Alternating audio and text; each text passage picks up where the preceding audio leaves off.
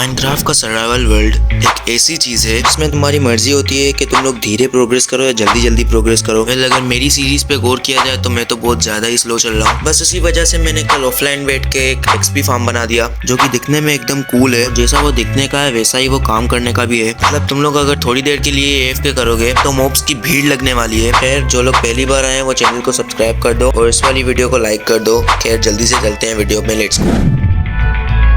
तो मैं जिस फार्म की बात कर रहा था वो ये है। इसको मैंने डीप स्लेट वाली टाइल्स और ब्रिक से बनाया है। और मॉब्स देख रहे हो, मतलब अभी तक मैंने AFK भी नहीं करा है और अभी से स्केलेटन्स वगैरह स्पॉन होने लगे हैं। खैर मैं जब फार्म की लूट देख रहा था तो अचानक से मेरी नज़र पड़ती है एक इंचेंटेड बो पे जिसमें कि पावर 1 की इंचेंटमेंट लगी हुई थी। तो मैंने बाद में वो कंबाइन कर दी अपनी बो के साथ।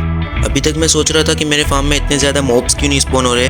फिर बाद में मेरा ध्यान गया कि मेरी डिफ़िकल्टी अभी तक इजी पे रखी हुई थी, तो जल्दी से मैंने उसको हार्ड पे रख दिया। उसके बाद मैं गया अपने विलेज में और जैसे कि मेरे डायमंड पिकेक्स की ड्यूरेबिलिटी बहुत ज़्यादा कम थी और मेरे पास एनविल भी अभी तक नहीं था, तो मैंने एक ब्रांड न्यू डायमंड की पिकेक्स बना दी। मैंने विलेज से कुछ शुगर केन्स भी उठाए थे और अब मैं जा रहा था AFK के लिए। AFK से आते वक्त रात हो रही थी तो मैं एक बारी सो गया। और अभी तुम लोग बस एक बारी मॉब्स को देखो। मैं मुश्किल से बस 5 से 6 मिनट बैठाऊंगा और यहाँ पर मॉब्स देखो। और इस मॉब्स वाली खुशी में मेरी सोड़ ही गिर जाती है, पता नहीं क्यों। और फिर मैं इन मॉब्स को मारता हूँ।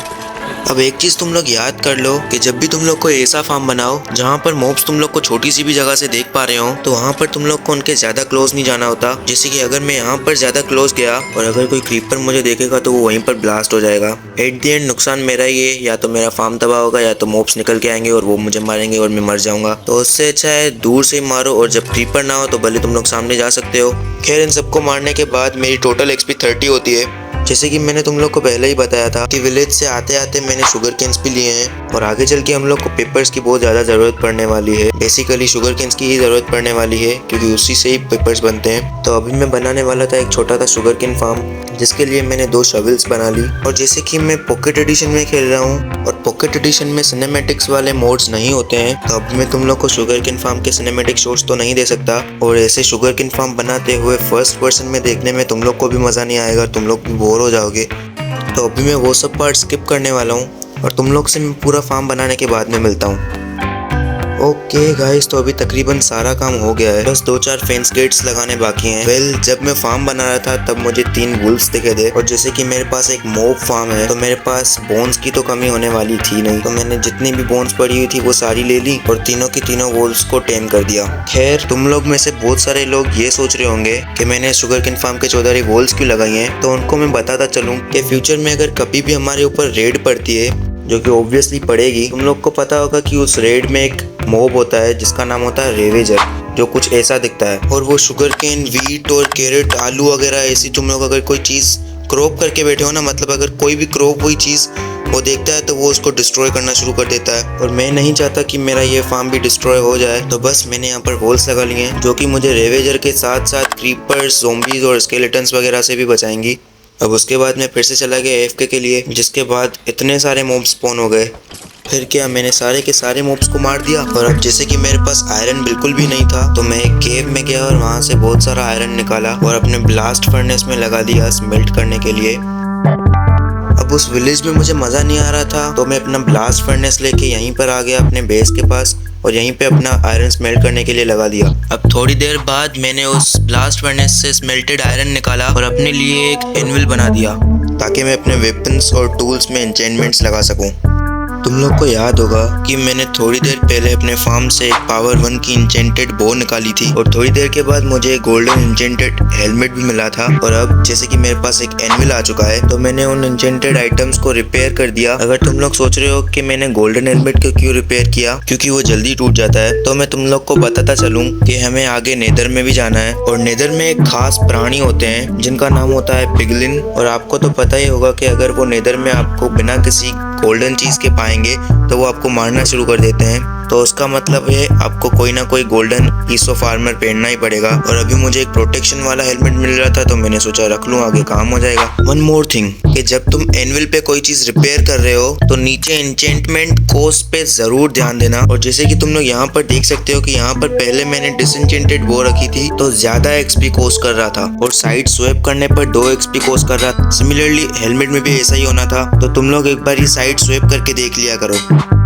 फिर मैं अपने बेस के आसपास जगह को एनालाइज करने लगा, क्योंकि अब बारी थी एक विलेजर होल बनाने की। और एज ए कामचोर आदमी मुझे कोई बहुत ज़्यादा मेहनत वाला होल नहीं चाहिए था, तो मैंने सोचा कि मैं एक अंडरग्राउंड होल बनाऊंगा, जिसके लिए मुझे ये वाली जगह बहुत सही लग रही थी। तो सबसे पहले तो मैंने अपने कुत्ते को साइड करा, जिसको धक्के मार मार के मैंने एकदम मज़े से साइड करा। और फिर मैंने अपनी चेस्ट क्राफ्टिंग टेबल वगैरह को भी साइड कर दिया। मुझे ये वाली जगह थोड़ी बहुत सही लग रही थी, क्योंकि अगर मैं यहाँ पर एक होल बनाऊंगा ना, तो यहाँ पर विलेजर्स को लाना भी थोड़ा बहुत इजी हो जाएगा। अब तुम लोग सोच रहे हो कि कैसे? तुम लोग थोड़ा साइड में गौर करो कि यहाँ पर एक एक्सपी फार्म भी है, जिसमें ज़ॉम्बी विलेजर्स भी स्पॉन होते हैं। तो मतलब अगर मैं यहाँ से कोई ज़ॉम्बी विलेजर को किडनैप करके लाऊं और इस होल में कैद कर दूं, और फिर उसके ऊपर वीकनेस का पोशन डाल गोल्डन एप्पल से क्योर कर दूं, तो वो एक ज़ॉम्बी विलेजर से एक नॉर्मल विलेजर में कन्वर्ट हो जाएगा। मतलब मुझे उस विलेज से विलेजर्स को किडनैप करने की जरूरत ही नहीं है। अब मैं सीधा मिलता हूँ तुम लोग से ये बॉक्स बनाने के बाद।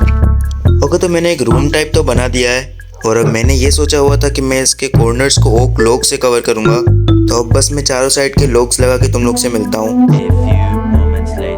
तो गाइस, चारों के चारों पिलर्स तो बन चुके हैं। अब बारी थी वॉल्स की और ग्राउंड की। ग्राउंड का तो मैंने सोचा था कि कुछ डीप स्लेट से बनाएंगे, और वॉल्स का तो मैं सोच रहा था कि माइनक्राफ्ट 20 में जो चेरी वाला वुड आया उसी से कर लूं। अब वो वुड मेरे विलेज जाने वाले रास्ते के बीच में आता है, तो अब मैंने सोचा कि ग्राउंड को कवर करने के बाद मैं जाऊंगा वो वुड भी लेके आऊंगा, और साथ ही उसकी सेपलिंग्स और लीव्स भी लेके आऊंगा, थोड़ी बहुत डेकोरेशन सुनो। ओके, तो ग्राउंड वाला काम करने के बाद मैं फाइनली आ गया था चेरी वाली बायोम में, जिसका वुड और लीव्स कुछ इस टाइप से दिखते हैं। अब मैं जल्दी से इसका थोड़ा बहुत तोड़ता हूँ और फिर सीधा मिलता हूँ तुम लोग से वहीं पर। ओके, तो लॉग्स, लीव्स, सेपलिंग्स वगैरह मैं लेकर आ चुका हूँ। अब जल्दी से इनके लॉग्स को मैं प्लैंक्स में कन्वर्ट करता हूँ और वॉल्स बनाना शुरू कर देता हूँ। अब ग्राउंड का भी काम हो गया और वॉल्स का भी काम होने ही वाला है। अब तीसरी चीज़ रह रही है लाइट। अब खाली टॉर्चेस या लैंटर्न से वॉल्स या दीवारों पे लगाना पुराना स्टाइल हो चुका है, और मैंने लाइटनिंग का जुगाड़ कुछ इस तरीके से किया है। मतलब पहले मैंने टॉर्चेस लगा ली और फिर उसको ऊपर से कारपेट से कवर कर दिया। मतलब अब टॉर्चेस भी नहीं दिखेंगी और लाइट लेवल भी अच्छा सा रहेगा। खैर, फिर मैंने चारों कॉर्नर्स पे एक एक सेपलिंग लगा ली और उसको बोन मिल से ग्रो कर दिया। और ये सब पेड़ वेड़ लगाने के बाद थोड़ी बहुत फील आ रही थी, मतलब थोड़ा बहुत अच्छा लगने लगा था। अब पेड़ लगाने के बाद मैंने साइड में कुछ लीव्स लगा लिए इस तरह से, जो कि इस हॉल के लुक को और बढ़िया कर रहे थे। अब सारा काम ऑलमोस्ट डन है, बस इसको ऊपर से ग्लास से कवर करना है। और ग्लास मेरे पास थोड़ा सा तो पड़ा हुआ है, लेकिन बस थोड़ा सा ही पड़ा हुआ है, तो मुझे एक बार फिर से जाना पड़ेगा सेंड लेने के, और फिर उसको स्मेल्ट करना पड़ेगा ग्लास बनाने के लिए, और फिर जाके ये सब कवर होगा। तो अब ये सब बोरिंग पार्ट में तुम लोग को नहीं दिखा रहा, सीधा ग्लास लगते हुए देखो तुम लोग।